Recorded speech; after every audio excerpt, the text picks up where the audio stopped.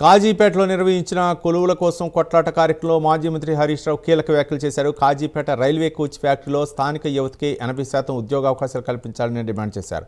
మా ఉద్యోగాలు మాకే కావాలనే బలమైన నినాదంతోనే నాడు కేసీఆర్ తెలంగాణ రాష్ట్రాన్ని సాధించారని చెప్పారు.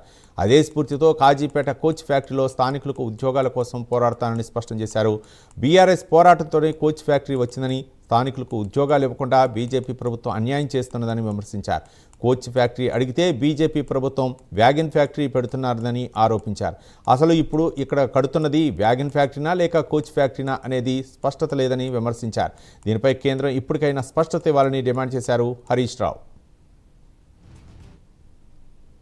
మంచి కార్యక్రమాన్ని బీఆర్ఎస్ పార్టీ ఆధ్వర్యంలో తీసుకున్నందుకు వినయ్ భాస్కర్ గారిని మీ అందరినీ కూడా నేను అభినందిస్తా ఉన్నా.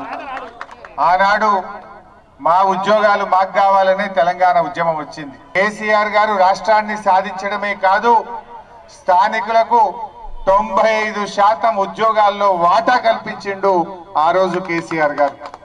కేసీఆర్ గారు రాష్ట్రపతి ఉత్తర్వులను సవరించి అన్ని రాష్ట్ర ప్రభుత్వ ఉద్యోగాల్లో ఏ జిల్లా ఉద్యోగాలు ఆ జిల్లా బిడ్డలకే 95% దక్కే విధంగా రాష్ట్రపతి ఉత్తర్వులను సాధించింది నాడు బీఆర్ఎస్ ప్రభుత్వం. మరి మన రైల్వే కోచ్ ఫ్యాక్టరీ, ఈ కోచ్ ఫ్యాక్టరీ పోరాటం ఈనాటిది కాదు, 50 ఏండ్ల పోరాటం, 50 ఏండ్ల ఉద్యమం. ఇలా ఈ కోచ్ ఫ్యాక్టరీ తెలంగాణ రాష్ట్రం రావడం వల్ల ఈరోజు ఈ కోచ్ ఫ్యాక్టరీ మనకు వచ్చింది. ఎందుకంటే ఆ రోజు రాష్ట్ర విభజన చట్టంలో కాజీపేటలో కోచ్ ఫ్యాక్టరీ పెడతామని పార్లమెంట్ లో బిల్లు పాస్ అయింది కనుక కేసీఆర్ గారు రాష్ట్రం సాధించడం వల్ల ఈరోజు ఈ కోచ్ ఫ్యాక్టరీ అనేటువంటిది అడుగు ముందుకు పడ్డది. ముఖ్యంగా ఈ కోచ్ ఫ్యాక్టరీ మనం ఎందుకు పోరాటం చేసినాం?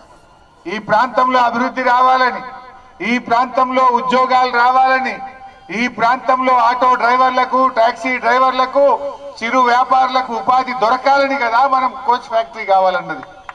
50 ఏళ్ల తర్వాత ఇవాళ కోచ్ ఫ్యాక్టరీ వస్తే ఇవాళ స్థానికులకు ఉద్యోగాలు లేవని ఈ బీజేపీ ప్రభుత్వం మనకు అన్యాయం చేస్తుంది.